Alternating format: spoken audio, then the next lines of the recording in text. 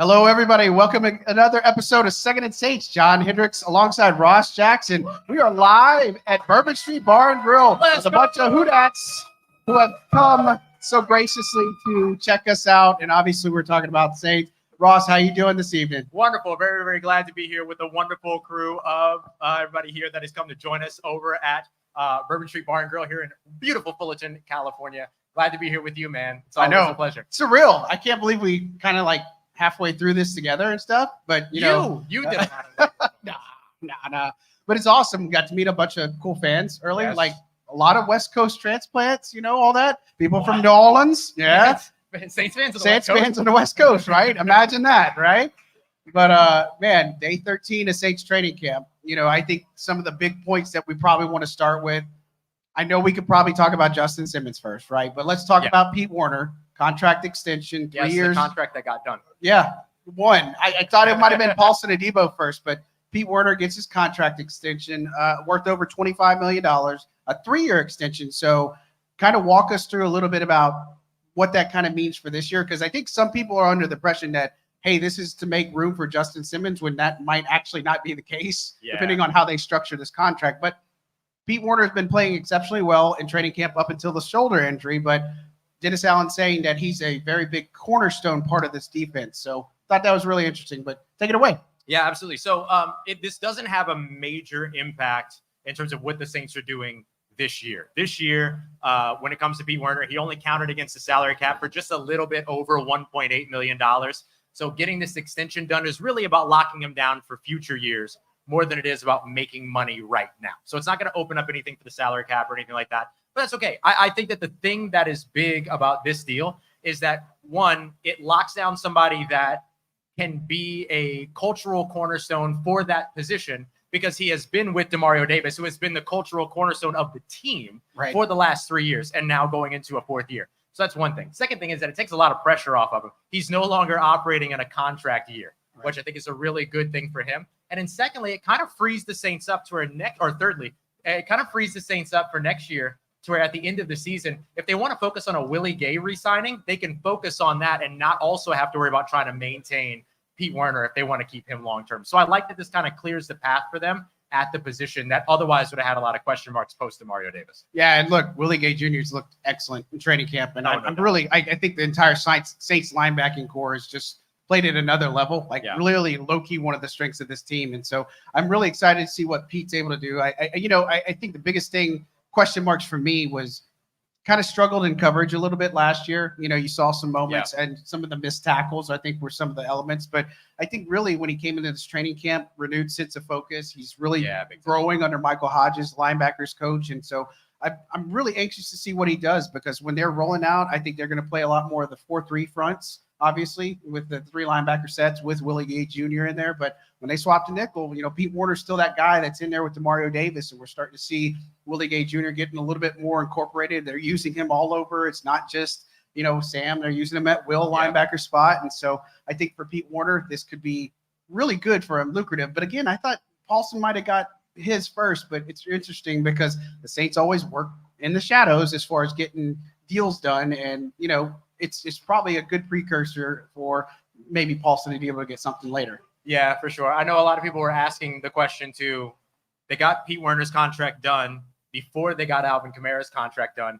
Does that create any kind of issue? And the way that contracts typically work is you get done what you can get done.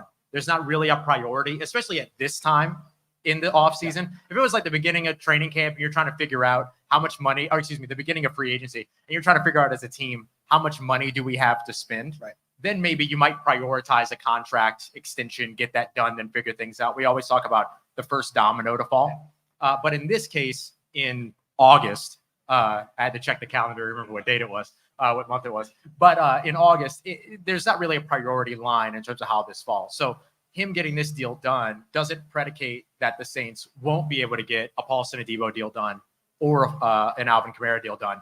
And I still maintain that if the Saints don't get an Alvin Kamara deal done, that's a big kind of miss by the Saints organization more than it is anything else. And so I think that that's got to be the big focus for them coming up next, but doesn't necessarily mean that they're not focused on that after getting this Pete Werner contract on. Yeah, and I think with Alvin Kamara, we've talked about it plenty. I mean, right now, I think he holds a ton of bargaining chips, and it's not about this year. It's about next year where he's got that $30 million cap hit. He's not going to see that at all, and he wants a little bit of a commitment. And so I think with the way that they've been using him, I mean, we're starting to see him used more. Like I was watching some of the red zone stuff. Like they're actually passing his way. They're using him, getting him involved. Like it seems like a no-brainer, but this is what the Clint Kubiak offense is bringing to the table. And I thought – it's really interesting to hear from Derek Carr today a little bit, talking about how, again, like what we talked about, how intentional it is with this offense, like what's going to be different, and the fact that everybody kind of knows what to expect, that it's the accountability.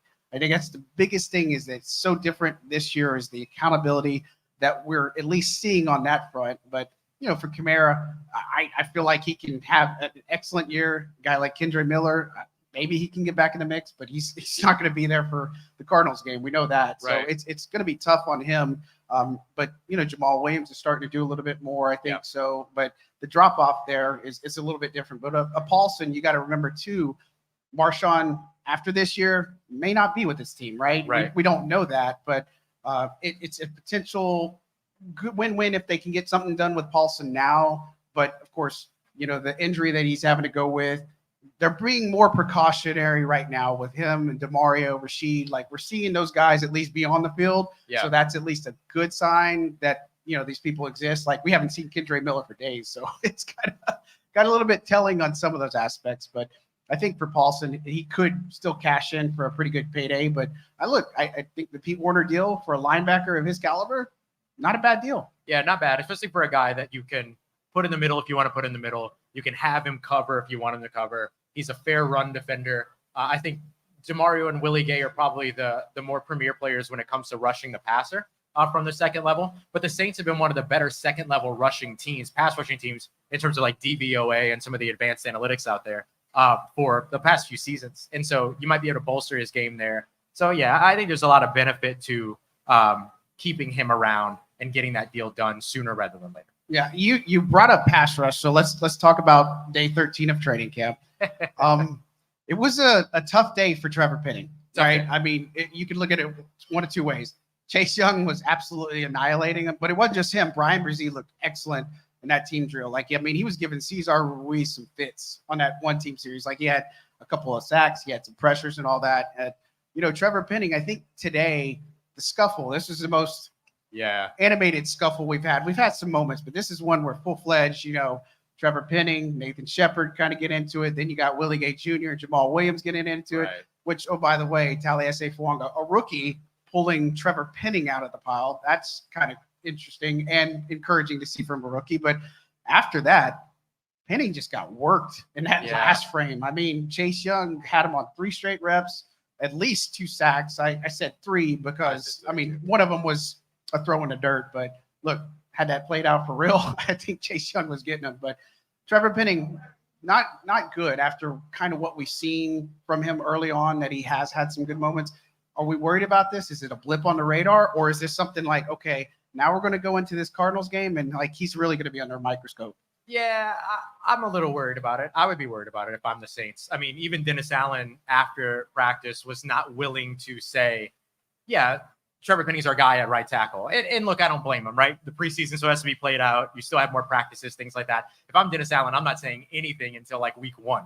You know what I mean? Because I'm not giving anybody any sense of comfort on this team. I want everybody to feel like they're competing all the time. And that's been a big sort of drive in Dennis Allen's approach, the team's approach when it comes to training camp so far. So I think it's 2 things. I think that it's not fully indicative of what the Trevor Penning experience has been all of camp. He's had highs, he's had lows. And today was just a particularly rough low is the way that I would look at it. How does he bounce back, right? So we talked about before. It's not always what you do wrong. Sometimes it's what you do next. So let's see what happens. He's going to get playing time in the preseason. He needs to get playing time in the preseason. So I'm really curious to see what's going to happen there and how much of it is Chase Young knows how to get past Trevor Penning at this point. You know what I mean? And so we'll see exactly what happens there. But I would say that I don't think that you're ready to completely pull him at this point. I don't think you're ready to give up on him at this point, but you're definitely not ready to commit to him being the guy yet. Yeah, and I think the important thing to remember here, too, is a guy like Landon Young. He's a guy – I said Landon Turner yesterday. You caught me on that one. or yesterday, as in Wednesday's pod. But I think for him, he's probably benefits here because I think Udo's working exclusively on that left side, so he could probably pin in there. But that right tackle spot, if that's the type, and I think I talked to you about that a couple of episodes ago where we talked about like Arden Key and all this other stuff, giving him problems off the left side. I mean, you got the Panthers. We'll see. I mean, they got Jadeveon Clowney, a couple of weapons, but you got Philly and you got Dallas, opposite ways, Dallas first and then Philly, but he's going to have his hands full. And if he can't cut the mustard, I just wonder if they're going to give up on him early like they did last year. I don't want to see it, but again, it's critical for him to bounce back. It's critical for him to have a good showing in the preseason. I don't know if we're going to see it offhand, but again, it is a big concern for this team. But conversely, I think the pass rush, when you look at it, we're starting to see Payton Turner more inside. Yep. Cam Jordan was already playing a little bit more inside. Like they're starting to get a little bit more creative with this pass rush, which I really do like. Yeah, I think that's a big note too. Payton Turner moving to the inside, being able to be deployed from that area. It allows you to carry several different looks of multiple edge rushers on the field or more than 2 edge rushers on the field. That can be really good on passing downs. And I think it's just another thing when we talked about the Tono Passanio injury at the beginning of OTAs, minicamps. Yeah, back in February when he got hurt. When that happened, one of the things that we talked about was, okay, well, here's an opportunity for Payton Turner, who has the versatility to play outside and inside. Can he take advantage of this? And we're starting to see him take advantage of it now. I know everybody got a little bit scared when they saw him not participate in practice one day with an injury. It was the toe, not just a toe. It was the toe. Yeah, you know what I mean? Right. And so, we get that. But he made it back, and he's been out there, and he's been performing, and he's been playing.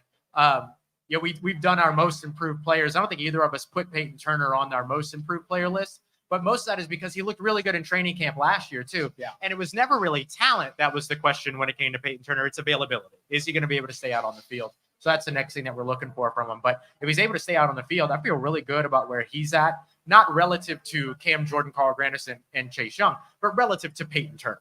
And then I feel really good about where Isaiah Foskey is relative to Isaiah Foskey. I think it's a really good 5 set to have at defensive end with those other guys, Payton Turner and Isaiah Foskey, being able to contribute on an every now and then basis. And then Payton Turner maybe ticks up his ability to contribute if he can take some snaps on the inside. Yeah, I think we talked about it on Wednesday. I know we talked about Isaiah Foskey. Want to see him at least half of the snaps on defense just to see what he's able to do.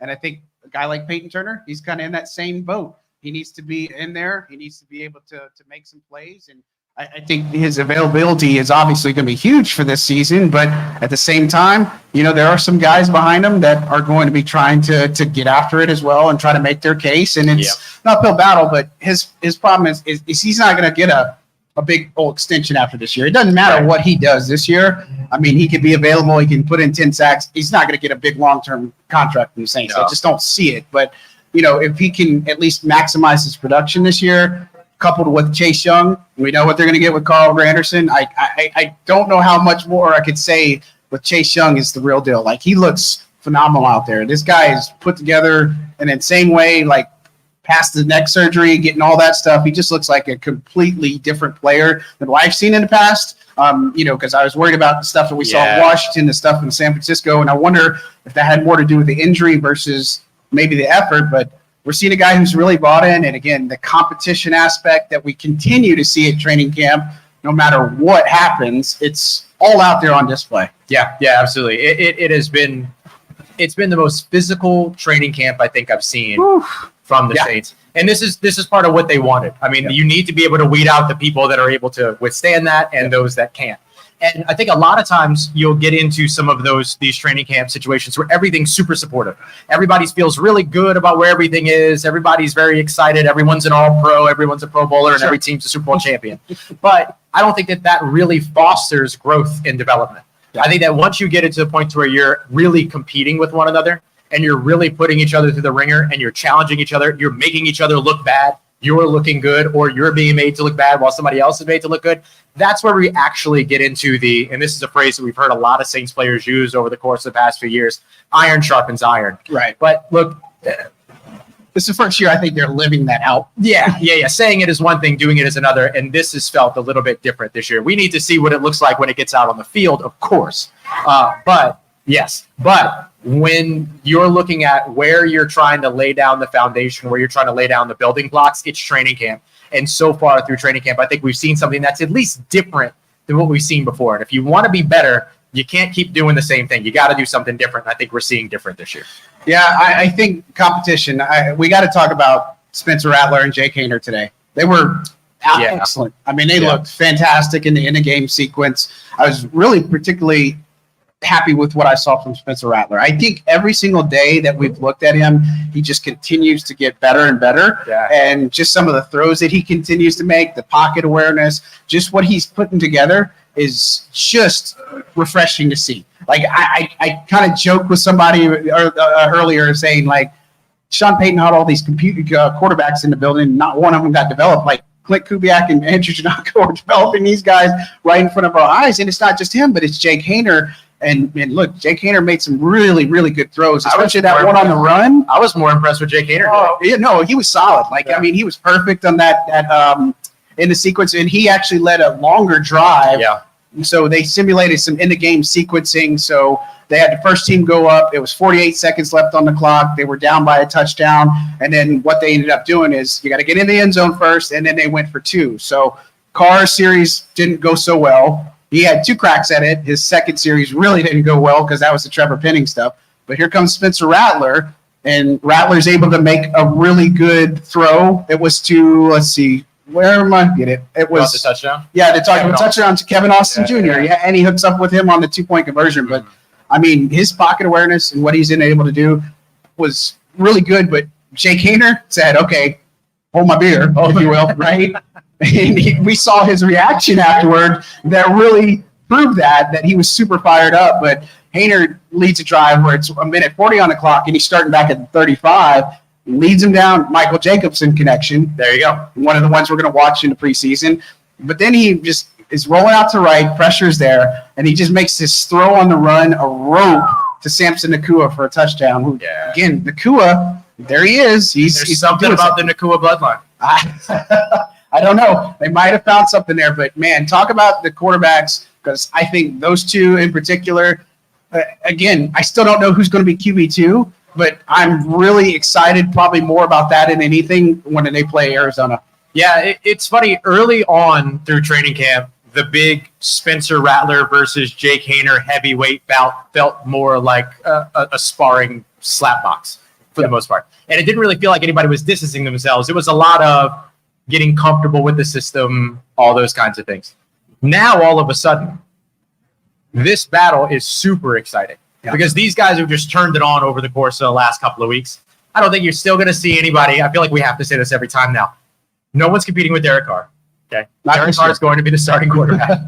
But the competition for QB2 is all of a sudden really, really interesting. However, I still don't think there's any separation there because they both kind of turned it up to 10 at the same time. Yeah. Which honestly, good.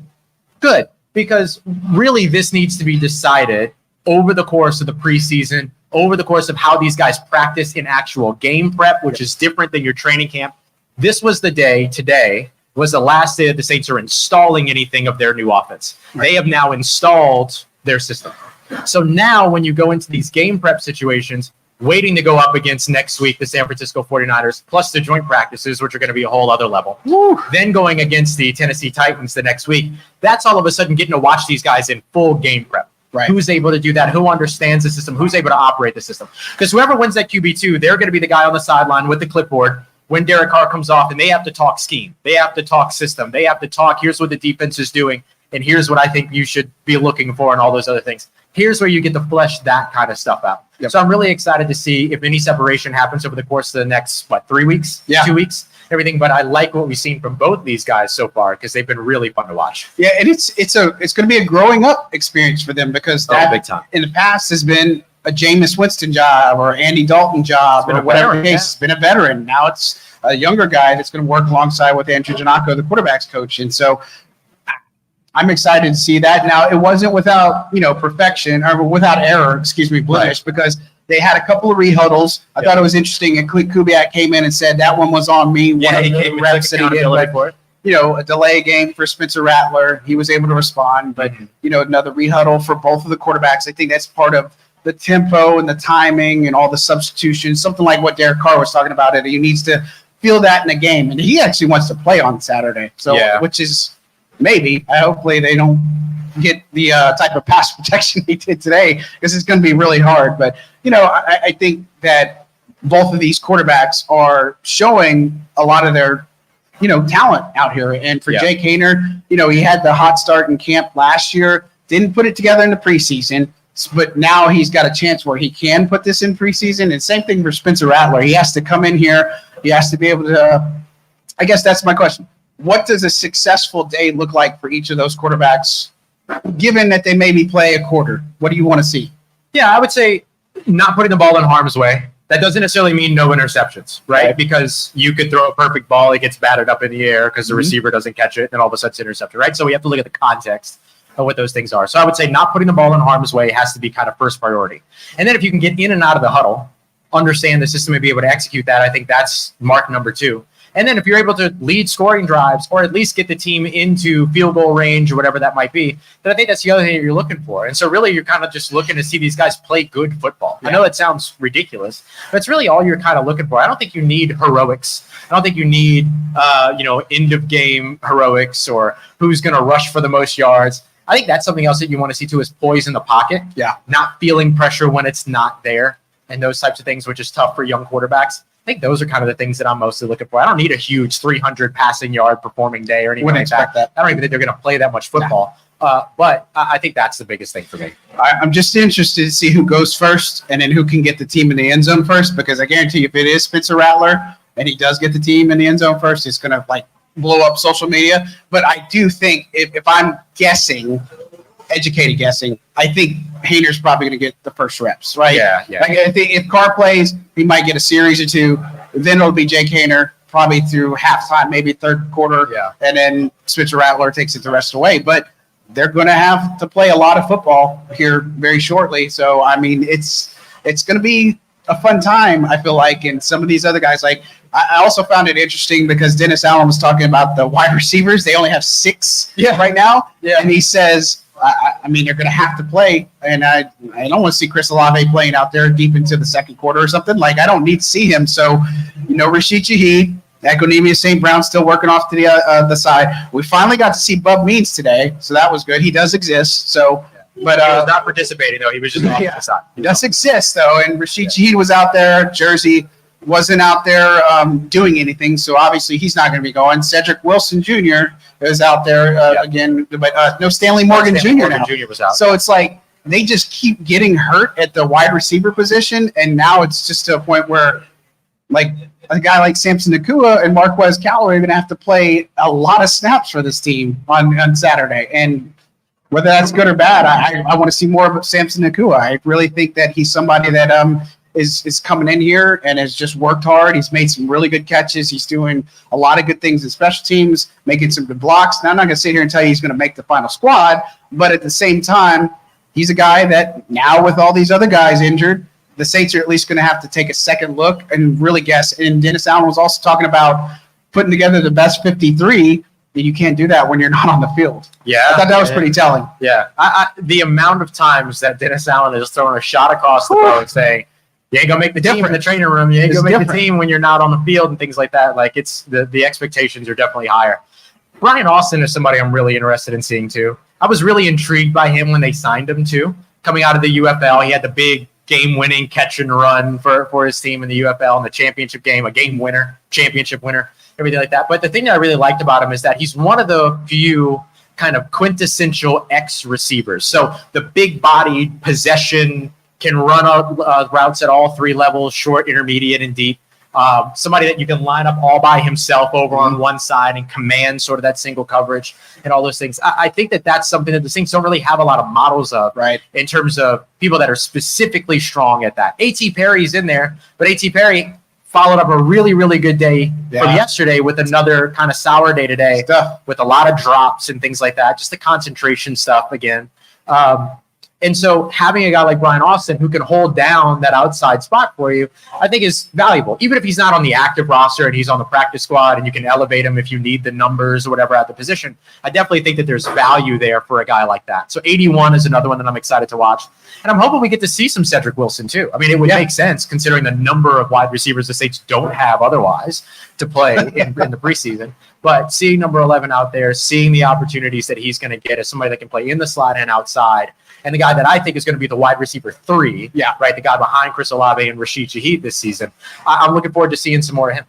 Yeah, I think Austin Jr. is another one. Hey, like you mentioned, that he's made some really good catches. Like his one-on-one reps, like he's working those corners, like he's putting in all the work to put himself in a position, right? Yeah. And that's all you can ask for some of these guys. They may not make the final roster, but at the same time, we kind of loosely talked about the NFL's rule changes a little bit when you make the final roster and how some of that works with injured players and, you know, who they could potentially put on IR, those 2 spots, and then who they might carry and then put on IR after that. And that might open the door for some of these other guys. And so it's unsettling.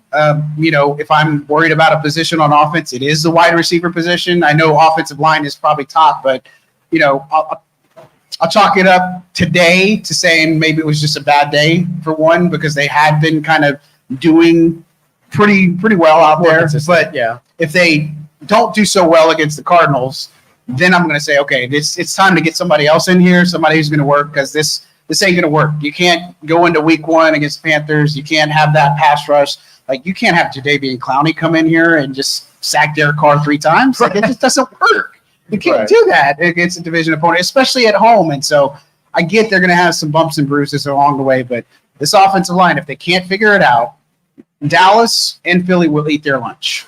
I guarantee you. They will just keep coming and keep coming. And I just think I worry more about that right side. Left guard, I feel pretty good about Lucas Patrick. Yeah, you know, I think that he's probably going to end up being the starter there at left guard, because Nick Saldivari and the calf injury still don't have a good read on that one. Everything I keep hearing, it's not that good, but it's not like totally severe where it might force him out of the season or anything like that. But, you know, it's not good at the moment where I expect him to return anytime. But, you know, they got to figure out a lot of positions here. You're going to see a lot of guys that you probably never heard of, but at the same time, it is a good chance for them to evaluate that talent, to at least put them in a position to say, okay, we can give them more reps, because we saw like guys like Khalid Hudson, linebacker. He's running more with the first team now. Yep. He's going to play with the first team. He's playing more on special teams, guy that we thought was capable of it. But, you know, I think that offense, how they work with Spencer Rattler and Jake Haener and how they protect them is going to be also another big thing too. Yeah, I mean, this is a pretty obvious thing, hashtag analysis. But when it comes to like building your team, the thing that's just as important as having talent with your starting 11 is having talent with your depth. And I think that that's what this preseason is going to be all about, is opportunities to evaluate the depth. Who do you have to turn to when a player goes down? Because you're going to deal with injuries. Like, football is a game of attrition, as they always say. Yep. You're always going to have to navigate those injuries, deal with all that. So who do you turn to on the offensive line? Who do you turn to at corner? Who do you turn to at safety? All these other things. And I think that depending upon where you're talking about on the offensive line, but at corner, at running back, at some of these other spots, I actually feel pretty fine with where the Saints are in some of those situations, as long as they can maintain some of their top end talent. It's when you deal with injuries to multiple starters that you're in trouble, but that goes for any NFL team at that point. So, I'm with you. I'm looking forward to seeing these guys and seeing them in full speed, live action, not against guys that they've been going against for 4 weeks and know what it is that they're going to do, know how to counter what it is they're going to do. I can't wait for Saturday for this game so we can actually evaluate these guys. And then to go deeper into next week with those joint practices against the 49ers, which would be very valuable as well. Yeah, I think another person I want to see a lot more of, he hasn't had a strong training camp, but Kool-Aid McKinstry, pretty tough day for him. He did have a tough day. It was something, and I guess I'm thinking back, because when we're talking about players that improve, like I know I mentioned Isaiah Foskey, but I also told you today I should have mentioned Alante Taylor, because Alante Taylor, year over year in training camp, he looks absolutely night and day different. Completely different. The way he's carrying himself, his attitude, one of the first to hit the field. He's teaching all these young guys. He's just putting things together more. And look, does he want to play the slot? Maybe that's not what he desires, but he's embracing it. It's what he's going to end up doing. But Kool-Aid, man, he's struggled in some one-on-one reps. He struggled in team drills. He's getting targeted a lot.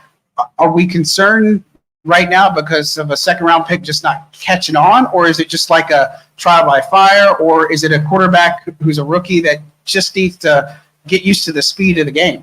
Yeah, I'm not super concerned about Kool-Aid, if I'm being honest. I think he had a rough day today, but I've seen a lot of promising things from him all throughout camp. For a little while, I was between him and Taliesin Fuanga being my top-performing rookies this offseason because of the fact that Kool-Aid's been on defense making plays. He's been on special teams making plays in coverage. He's been returning. He's been doing all this different stuff. And it's kind of just showing you the impact that he can have at multiple areas. And so I'm okay with a struggling day or even a couple of struggling days with Kool-Aid McKinstry. I'm curious on Saturday, do they put him up against Marvin Harrison Jr. for the Arizona Cardinals if Marvin Harrison Jr. sees playing time, which I imagine that he will, and then, put him to the test against another star rookie that's going out there. I think this is going to be actually a pretty good opportunity for Kool-Aid to go out there and be able to show, here's what I can do under the lights. And the thing that he was famous for, or the thing that he was famed for at Alabama, it wasn't interceptions, it wasn't takeaways or anything like that. It was making the quarterback move on. It was making him go to the other side of the field. It was making him read through those progressions, and holding on to the football a little bit longer. It happens. Hey, you know what you get with the show, guys. Holding on to the football a little bit longer, allowing the pass rush to get there. That's what Kool-Aid McKinstry did at Alabama. And so I'm excited to see if maybe he's going to be able to kind of withstand that as he goes into this game situation. And knowing probably that, hey, I'm coming off of a practice that wasn't super strong. I got to prove something when I go out there on Saturday, and let's see if he can do that. Yeah, and I'm we're nerds. We pay attention to special teams. He's in on the first team kickoff return, as far as kick coverage and stuff goes. So I think he can also make a big impact early on special teams because in theory, you don't really need him early in the season, right? Like in the sense of if Marshawn's healthy, right. If Paulson's healthy, and you got Alante in the slot, and then Tyron and whoever ends up being that safety spot, that presumably you don't need him because even in extra dime sets or something, you're going to put probably Jordan Howden in there if he's not starting, or if it's Jonathan Abram, might be a little bit of mix and match. Will Harris, if Ugo Amadi can come back, that might be another one. So it'll be fascinating to see what type of work Kool-Aid does end up getting when the season rolls around. But at some point, injuries are going to happen. Something's going to happen. Hopefully, none of this soft tissue stuff that this team is dealing with is going to come back to bite them. But that's probably why they're being a little bit precautionary with some of these guys. Yeah. But it is unsettling, but I think he's somebody that can show what he's actually made of on the preseason in the spotlight against the 49ers. I'm looking for that as well. Yeah. So we'll see. I think he's one of the many that everybody needs to just keep an eye on. Maybe not have the highest expectations, but also high expectations that even makes sense. Yeah, for sure. Just for people that are just joining us and everything as well, John and I here live in Fullerton, California at Bourbon Street Bar and Grill. We have a live studio audience. And so we appreciate everybody that's here. We appreciate Bourbon Street Bar and Grill for having us. We appreciate everybody that's here live. We see some of your questions here in the chat as well. Get up for Bourbon Street Bar and Grill. Get up for Bourbon Street Bar and Grill. Appreciate y'all. We see some of the questions that y'all have in the chat. We'll get to some of those here in just a moment. We're just finishing up recapping the day here. We kind of briefly glanced over Bryan Bresee, and the strong day that he had. I had him on 2 of the first 4 plays in the backfield, mucking things up and making things challenging for Derek Carr. What does a jump for him look like? Because he had a really good rookie season, especially for a guy on the interior, 4.5 sacks, things like that. That's good on the interior. What are your expectations of him? Or what would your expectations be, of like a good season for him in 2024? Yeah, it's interesting because I noted in my recap that, we're starting to see him get a little bit more of a first-team look with Colin Saunders. And that's typically Nathan Shepard there alongside. Now, it could just be a couple of days or whatever. But for Bryan Bresee, look, I think the sky's the limit for him. Now, I'm not telling you he's going to have, 20 sacks or he's going to be Aaron Donald or anything like that. But the coaching staff does believe a lot in what his abilities are to grow as a run defender. He can blow up plays. I mean, this is a guy that can really affect the interior, pass rush a lot more. And so for him, it's about just playing with a little bit more confidence. He's playing healthy right now. That's the good thing too, because he was having a couple of things he's dealt with here and there, you know what I mean, and had to scare early in camp. But for him, if you're going to say he increases his sack production, maybe 5-6 sacks per year, and then obviously he's going to get a little bit more pressure after the quarterback, and then just be a bigger presence as far as stopping the run. I think that's the biggest things. But I still think when you look at this rotation, which is a rotation for this interior defensive line, like I would slightly give him more of the reps when it's all said and done. Like it might be like 55-60% for him and maybe 45-50 for the other guys. But I think Bryan Bresee is one of those many young guys that the Saints are counting on in order to get back to the playoffs. And for their defense, they're going to need it because, even if they don't get Justin Simmons, like Bresee's still one of those players that has to elevate his game in order for them to get where they need to go. For sure. Yeah, no, I think you're right. Bryan Bresee's development and impact directly correlates with the success of the Saints' interior defensive line. I think that he's the guy that a lot of it rests upon. Yeah. Nothing but respect for Colin Saunders, Nathan Shepard. Those guys are veterans. Them in a second year in the system, they're going to look better than they looked last year. Not that they looked bad last year, but they're going to look better than they looked last year. That comes with the territory of being a veteran. But, man, if you can get a first-round interior defensive lineman to play like a first-round interior defensive lineman in his second year, that's pretty good. That's pretty good. And I think that's one of those things that ends up kind of moving the needle for the Saints defensive line in a way that's not going to be talked about nationally, in a way that nobody's going to pay attention to except for the Saints fans, except for the people that actually pay attention to the team. That's where you're going to see one of those big steps forward that ends up having a big impact for them. I don't think that they improved. This is another obvious statement. I don't think that they improved against the run last year the way that they wanted to improve against the run last year, right? They dipped 2 years ago, slightly climbed up a little bit last year, but didn't really get where they needed to be. You don't have to be a top 10 run defense to be a top defense in the NFL.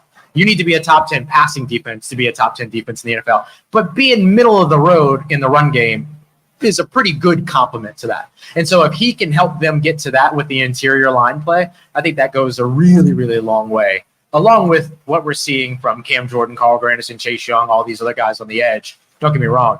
But I just really think that his success correlates directly with the success of the Saints defensive line in 2024. Yeah, and I wish I remembered offhand, but I was doing some research. It is possible to have a top 10 to 15 in run defense and pass defense. And I think it was like 9 teams, I want to say, that had that last year, and 8 of them were in the playoffs. The only exception was the Browns. So it is possible. Yeah. And I think for this team, they do want to be better against the run for sure, and they don't want their pass defense to fall off. But I feel like the pass defense won't fall off, and I think we're going to see better execution as far as the, getting after the quarterback, and as far as what Chase Young's impact is going to be. I think Willie Gay Jr. is going to be outstanding for this defense. I think he's going to help maybe fill that Zach Bond role, and he's also going to be good against the mobile quarterback and such. So I'm really excited to see him play a lot more. I think he's got energy and talent off the charts, you know what I mean? And so, and I'll tell you another player that I think is really going to be fun to watch on the interior is Khristian Boyd. I think he's just been quietly, maybe quietly, not so quietly, but he's been really good on the interior. He's just being in the right position. He's obviously running with at least the second team. Like he's on the rotation with the top 4 defensive linemen. And so I think he's a guy that I can't wait to see him really cut it loose in the preseason game, because I know he's ready. Yeah, I think he is a really, really almost direct but solid replacement for what they lost in Malcolm Roach last year, who was a really, really good run defender for that team. And also was like a little bit of a culture guy for the team too. Always had the boombox going, always had the music going in the locker room, all that kind of stuff. Curious to see who fills that role this year. Colin, probably. But probably Colin. Colin's been bringing the noise. Yeah. And so, but for a guy like Khristian Boyd, he's got a role immediately built in for him to slide into and fill. So I'm looking forward to seeing him too. Yeah, and so Anything else that really stood out for you day 13? I think we got some questions, but I mean, it was a lighter day, so they didn't really do much on special teams in the sense of, like, nobody kicked today. We did a lot of walkthroughs. There was a lot of emphasis on the kick return rules, the kickoff rules, which I'm excited to see because that's going to be really fun. But, like, they literally spent, 10, 15 minutes of that period. Like, they spent at least 3 or 4 minutes just getting formations right, just getting the personnel right. What are you supposed to do here? What are you supposed to do there? And, I mean, it doesn't sound like you'd rather probably see paint dry, but, at the same time, it's going to matter because Darren Rizzi's piloting this new kickoff rule change. And, for the Saints defense, we've seen our Saints kick return team, their specialists, that this is an area where they could get a boost. Yeah. I feel like. Yeah. My big thing that I took away from today's practice is that it was a much slower practice than we're used to. Yeah. This was the first time during training camp that we hadn't watched them finish a drill and then run to their next set of drills. Yeah. Right? Like, they're always running, jogging, getting there quickly. There's like that sense of urgency and stuff like that. We didn't see that too much today. I think that was intentional. You're trying to get these guys to hold up for Saturday, right? Like, you're not trying to get anybody hurt before the preseason game and stuff like that. I get it. But now what my curiosity is are they going to come out with energy on Saturday? And how do the coaches get that back in them? There's going to be energy because a lot of these kids, it's their kids. A lot of these fully grown men that are much bigger than I'll ever be in my life. They will be pumped because this is their first preseason. We saw how just insanely fired up Jake Haener was after he led the touchdown drive today. I've never heard him that loud, that excited. I mean, so much. We can't even repeat the stuff that he said, right? And so, like, I just want to see them come out with that on Saturday. Because if they come out with that energy, they come out with that confidence, I think that works really well for these younger players that are, like, fighting for a job right now. Like, they're fighting for their career at the moment. And so I just want to, my hope is that maybe they find a way to reinstill that energy, whether it's on the trip there, whether it's in the walkthroughs when they get there, whatever it might be. I just hope that they build that energy back up because I think that's going to be necessary. Yeah, I mean, I get it's a preseason game, but you want to talk about competition. You want to see what's different. Come out there and smack somebody in the mouth. 100%. Like, really, just come 100%. out there and play with some intensity, play with some aggressiveness. It's not going to hurt anything, right? And it's funny because we're talking about, like, first games. Kyle Hergel from Canada, he's never had any type of NFL game experience. Like, he's never been to one. Yeah. He's like, well, I grew up on the CFL. I was watching them play. And I'm like, that's kind of crazy to me. But, I think we look at it that some of these players, it's a big moment for them. You know what I mean? And so I'm excited to see stories like that evolve. And, I'm a sap for stuff like that. But, it's going to be a fun atmosphere. I do want to see them come out with some intensity. We've talked about it. Regardless of whether they do win or not, there's just things that we've seen in camp that we want to see translate over to preseason, and hopefully we see the things that we have seen in camp actually on the field and not like a regression of stuff. Yeah. If Kyle Hergel wants to buy some NFL tickets, he can come over to Locked On Saints. I have a discount code for him. Okay, you do have a discount. I'm sure he's got the hookup now. He's flying some family down from Canada, so that's cool. Which is pretty dope. Which is pretty cool. That's the other thing that's going to be nice too. Like, there's going to be a lot of people that are going to have a ton of family because Arizona is kind of centrally located enough for a lot of folks that have family and everything in the area. So that's going to be really cool. Should we get to some questions? Yeah, let's get it. Let's do it. So this comes from B&G, the Breakdown Podcast. Thanks for coming through, y'all. Between Jake Haener and Spencer Rattler, which quarterback, in your opinion, is under the most pressure to perform on Saturday? I don't think Spencer Rattler is under that much pressure. I really don't. I think this is more on Jake Haener because he's not given the de facto number 2 quarterback. Right. And the way Spencer Rattler is playing, I think the pressure is on Haener to perform a lot better than what we've seen. And again, it's still neck and neck. It's too close to call. And if I had to pick right now, it's still Jake Haener that would back up Derek Carr because you talked about the clipboard aspect. Haener's got a full year in the NFL, regardless of what his time has had. But also that time for him might lead to some bad decisions. It might lead him to be a little bit more overzealous. It might lead him to be something that he shouldn't be, right? I mean, to be careless with the football, to do things and try to force it. But, I can understand Spencer Rattler coming in and make a couple of mistakes. That's not going to bother me. But if Jake Haener comes in and does the same things because of that pressure Spencer Rattler puts on him, then I think it's going to, I don't think he's going to crack under the pressure because if he comes out the intensity we saw today at practice, then I think he's going to be just fine. But I think the pressure's definitely more on him because of where he's at and the opportunity that it has in front of him. Yeah. I think Spencer Rattler's going more pressure. You think? Yeah. Okay. We're allowed to disagree. I know that. You tell me why. Though. We'll be fine. You better prove your point. But here's why I say that he's got more pressure. But I want to be clear too. His pressure is very different than Jake Haener's pressure. Yeah. Spencer Rattler's pressure goes all the way back to the QB1 documentary.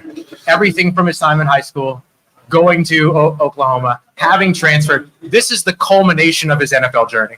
Is getting out on the field in the preseason. It's not the end of his NFL journey already, of course, but this is where he starts to write that book, right? Yeah. And this is where he starts to write that chapter. So I think there's a lot of pressure on him. This is a guy that was considered at one point to be a potential number 1 overall pick that gets selected 150 in the 5th round, and a quarterback where in a year where 5 quarterbacks go in the 1st round? There was a lot. And everything. I lost count. And so I look at Spencer Rattler's pressure as being pressure that he's putting on himself to show that he is the guy that everyone once believed he was and that people aren't so sure he is anymore. And I think there's still a large contingent of people that absolutely believe in Spencer Rattler. There's absolutely no doubt about that. But I think that's why I say that there's more pressure on Spencer Rattler. It's not from the organizational perspective like it is for Jake Haener. It's a different pressure. But I do think that for him, this is an opportunity for him to prove a lot of people right or prove a lot of people wrong. And unfortunately in the NFL and the way that it all works in sports, this might be like the chance to either convince people or not convince people and stuff, because he could tear it up here and convince a lot of people the right. He could fall off here and convince a lot of people the wrong, and they'll never change their minds about him, regardless of what he goes on to do. And so that's the way that I look at this game. No, you bring up a good point, because the social media pressure, I didn't even think about it. I didn't even think about that. Like, I mean, it's true, because you see it that even since early that people were talking about, they pumped up the information about Spencer Rattler was going to be dueling with Derek Carr for the starting position. It never happened. It was never going to be a thing, but it's put out on social media, therefore it's true, right? And so they have all those other things that come out, and all this rookie watch account who's pumping them up, and we're talking about them in camp. Like, it's just, you're right, there is a added pressure based off of that, I feel like, too. And so I definitely see your point on that aspect. But, I think both of them are under pressure to perform, but, as of right now, they don't have a Nathan Peterman on the roster. And the thing is, if they both don't perform, they might have to turn back to them. And that would be like the ultimate slap in the face. That would be bad. That would be big. Good question. Yeah, really good one. All right, here's an easy question to answer. Is Dallin Holker tight end 1? That's a pretty easy no. Juwan Johnson's still tight end 1 once he comes back from his injury. Boston Rowe, I would still have ahead of Dallin Holker. But let me tell you, I'm very excited about Dallin Holker. Oh, I am too. I mean, this guy just looks good. I mean, I like what I've seen from Michael Jacobson too. I don't know that he's going to make a big push, but Foster Moreau is looked. He's another one that I think's looked really improved too, big time. But when Juwan comes back in the offense, he's going to be tight end 1 right now. Taysom, I mean, plays everywhere, right? I mean, he's playing fullback, he's playing running back, he's playing tight end, he's still doing all this stuff on the punt team, he's returning kicks. Like, he's still going to be a factor in that tight end room. But when it comes down to it, Dallin Holker, he's a guy that is doing a lot of everything, right? I think he's able to get open. I'm interested to see which quarterback he's going to gel with, whether it's Rattler or Haener, because we have seen both of them.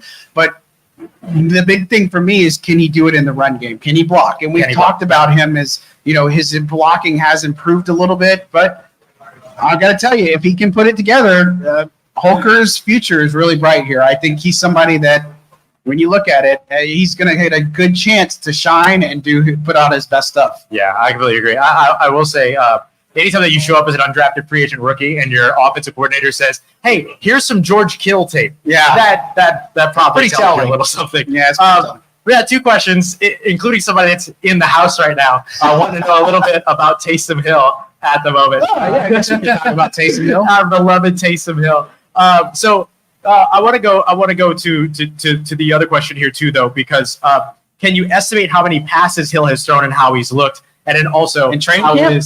And so also, how is he doing? The answer to the number of passes that he's thrown is 0, right? Big old fat goose egg. Yeah. He's taken 2 snaps at quarterback so far, 3 wildcat snaps. Yeah. Wildcat. You need some Wildcat coffee? You got some over there. You need to drink some? You good? You good? I'm concerned about you. Sweet fuel. All right. We're good. Recharge. Literally. But I do think he's looked good. I mean, he's been everywhere, as you just mentioned. Yeah. I mean, I started changing his position designation anytime that I write about Taysom Hill. Instead of me writing quarterback Taysom Hill or tight end Taysom Hill, I just kind of write everything Taysom Hill and everything because I got tired of writing this /that. He's been everywhere. And like now we're seeing him, of course, as you mentioned, in a kick return role, which we've seen before. But now I think he's going to be the primary kick returner next to Rashid Shaheed because you have to have 2 returners back in the new return formation.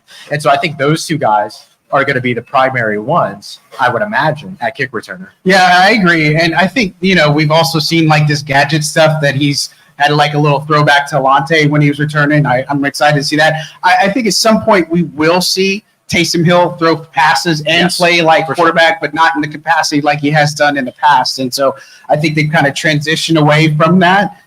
But, he's there if he needs to be. But I still think there's plenty of gadget plays to be had with Taysom Hill. I think he's somebody that when you look at how he's done, I know it infuriates everybody around the league because he's a gimmick player. He doesn't do anything about his contract, which is totally not true. But when you look at this Kubiak offense, they are like, this was part of the plan. Like he was always in the plan, something we were talked about back in February, that him and Alvin Kamara were both in the plans for this offense. And for the fact of Kubiak making it a point to meet with Taysom Hill to talk about him and his impact and his role, I think it speaks volumes about what Taysom Hill can do in this offense. But I just don't see that as a quarterback, obviously, unless it's like a gadget play, wild card, whatever that is. Most combined rushing and receiving touchdowns of any New Orleans Saint over the course of the last 3 years. He's definitely lived up to his contract. I will say, too, that like in order for the QB power and the QB sweep and all the run game things that Taysom Hill does, in order for all that to work, he's got to throw passes too. Like you have to be able to do both of the things in order for you to really be able to maximize what you're going to get out of him. So that's why I agree with you that you'll still see him take those passes, even if it's fewer and far between versus what we've seen in the past. Real quick, more touchdowns, him, or do you think he has more touchdowns than Kamara? Or more touchdowns Kamara and Olave combined this year? Oh, I think I saw something about like the over-under was like 10 or 9.5, I think. For his low for Hill or something like that. Wow. Well, what we know about Chris Olave so far is that like he's really good in terms of receiving yardage production, but he's not necessarily a scorer, or he hasn't been before. 4.5 over the course of the past 2 years in terms of average, 9 touchdowns total. I think that changes this year. So I think Chris Olave and Alvin Kamara combined for more than Taysom Hill. But Taysom Hill more than Alvin Kamara, I think any fantasy player would tell you that is something that they're very concerned about. Yeah. I know. Also, I'm glad we're talking about Olave. I don't think we've talked about him a lot, right? True. Like how good he's looked. I know he's had kind of the scares and stuff like that, but Chris Olave looks solid this year. Like I don't know how to put it. Like I'm not telling you he's complete, Amon-Ra St. Brown level or all the Justin Jefferson or anything like that, but I do see improvement there, and the fact that some of his contested catches and way he's able to get open and just the way he's changed his demeanor and how he's trying to get more on the same page with Derek Carr, which again, Derek Carr is making it a point to go tell him when he's throwing a bad pass, like bad pass or something, which is a little bit different maybe than it was last year, which is good to see. But I think they believe a lot in what Chris Olave is going to be able to do this year. I think Chris Olave can be really special in this offense. And my goodness, with no Rashid Shaheed out there, like I don't know what drive it was. Like he got like 3 or 4 straight targets or something catches and stuff. So I mean, I joked with you. I said he's living the mantra. Well, 12's around there somewhere. You know what I'm saying? Like that's literally what they're doing. So yeah. I've loved what we've seen from Chris Olave, who is tired of losing. He's tired of losing. So I think all of them should be tired of losing. That's been his attitude so far this offseason. All right, let's go to this question here. Will Mason Tipton play in the preseason? I kind of wanted to circle back to this one because I think that talking about Mason Tipton as a whole is worthy right now because I don't think we're going to see him against the Cardinals on Saturday. Dealing with a hamstring injury, really recent injury, hasn't been out at practice ever since. I think we'll see him in the preseason, fingers crossed, if he can come back from the injury because he was having a really, really strong camp. And kind of the last thing that he needed to prove was that he could do it in live action. That was kind of the last thing that he needed to prove. And so I'm hoping that we do get to see him. I don't think that we're going to see him Saturday against the Cardinals, though. Yeah, I don't either. But, it's interesting because all these hamstring injuries this team is having, the soft tissue injuries and stuff.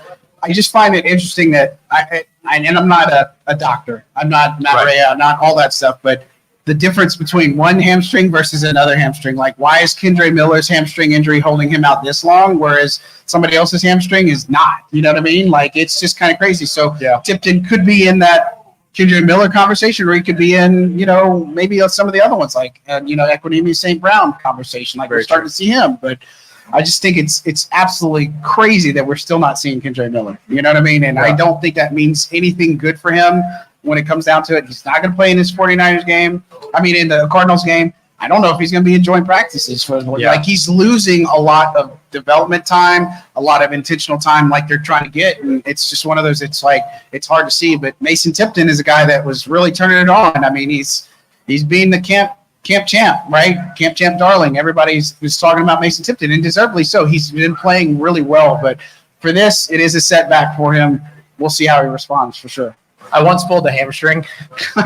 Did you? Because I showed up at a house and something was going down at the house. I jumped out of the car and I didn't put the car in park and it started to roll back. And so I had to sprint to jump back into the car and I pulled a hamstring. Yeah, my hamstring story was, I'm older than I look, but I think I was in like my early 30s, and we had this idea of going play football, like full-fledged football, and I was playing at linebacker, and we're running hard. I've never had my hamstrings be on fire as long as they have. I played hockey for 20 years. But they were on fire. Like I literally regretted life at the point. I'm like, oh my gosh, I could not move because of the way I was doing. I was like, I get like why that might hurt, but never again. All right, let's do one more question here as we wrap the live show. Been seeing a lot of talk about Jordan Mims. We haven't talked about Jordan Mims yet today. Haven't talked about him. This is a really good question here. Any chance that he makes his way up the depth chart to potential RB2 this season? No, I don't think so. I still think RB2 is Jamal Williams, and not just because of name or status, but just because of what he's able to do.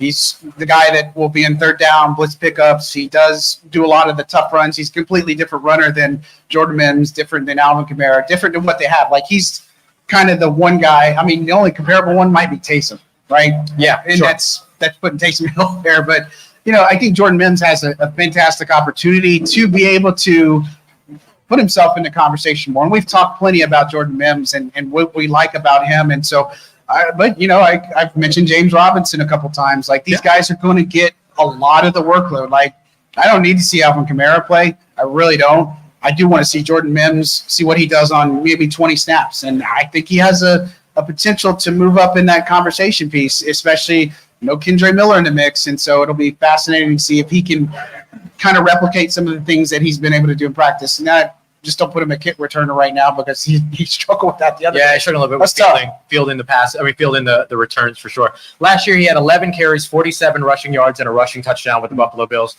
That's what sent the Saints basically to go and sign him after they ended up moving off from him. Very excited to see how he can build on that in a system that really looks to reflect what it is that he does well. So, yeah, I agree. But I don't think RB2 status. No. I'm with you on that. Not there. I think he's going to be fun to watch. Yeah, and it's just some of those players that you look at these guys, you're always going to be paying attention to what they do because it's not just about the 53. You got a 16-man practice squad, and it's not just the Saints. It's 31 other teams that are looking at you too because they're going to be looking at players that aren't going to make the cut. And that's, I guess, what's hard about the competition is that there are going to be guys who have done really well in this preseason that aren't going to make this team or done well in training camp that aren't going to make this team. And if I'm somebody that's scouting them, there's some players that I'm going to look at, especially this linebacker position. Yeah. They got some real good players. A guy that I didn't even talk about or mention that I thought had a pretty good black and gold balloons. That's pretty cool. Whether that's by design, that's not here. Maybe those are Steeler colors. That's more Steeler colors. But Monty Rice. Monty Rice, I think, has had some pretty good days. Yeah, for sure. Guy that was with the Titans last year. It just didn't work out. Some friction there, but he's come in and he's done well. No Isaiah Stallberg today. That was a little bit concerning. Hadn't found anything out yet on that one, but I've asked. But, he's another guy that you look at this linebacking crew, like they're just starting to become like this linebacker factory, which is really weird to see after where they used to be at linebacker. So different. And some of you fans know, like the struggle bus, like after Jonathan Vilma and all that other stuff. Like it was bad at linebacker. But for the past several years, like they really turned a corner at that time. It's reminiscent of when they turned the corner at cornerback. Yeah, the post Corey White days and stuff like that. Like, woof. Yeah, everything. So yeah, much better at that spot now. All right. Any more questions? Let me see. We got any ones that we want to get to. We'll do this last one right here. Okay. Has A.T. Perry worked his way back into being in the discussion of making the roster? Whew, that's a tough one. I mean, he had a really good day yesterday, but the thing is, he had, and this is my thing about the offense and everybody else. He struggled early. He had a really good day yesterday, and what I always look at and what I judge is how do you stack up the next day? The offense, like, was the offense good that one day, or could they replicate success? And that was always what I usually base off of it. And for A.T. Perry, really solid day. Yeah. Yet today, not so much. I mean, it's just a bad look when you drop a pass that's really catchable and should move the sticks and all that other stuff. And so, look, I think A.T. Perry's really talented. I think he has the talent to be there. I think he just has to get over the mental block that's happening right now. I think that's the biggest problem with A.T. Perry right now is he's got to get past this mental block or whatever it is, whether it's trying to play perfection for Keith Williams or he's just trying to make sure that he makes this roster and that he is going to be like wide receiver 4 or 5 on this team. Like Cedric Wilson's going to be 3. Like he's going to be that slot guy. But Perry has a chance to be this guy. And look, you mentioned Kevin Austin Jr. He's playing really well. He's like being what I think A.T. Perry should be right now. Yeah, completely agree. All right, here's the last thing that I'm going to ask you because I think this is relevant for everybody, whether you're watching at home or whether you're here live. Percentage chance that the Saints sign Justin Simmons? Yeah, I think that is a valid question.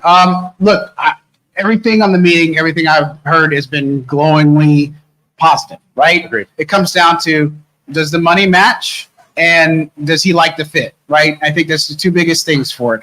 So Justin Simmons could absolutely change this defense, right? And I think it's trending in the right direction. I think based off, again, everything I heard, extremely good visit.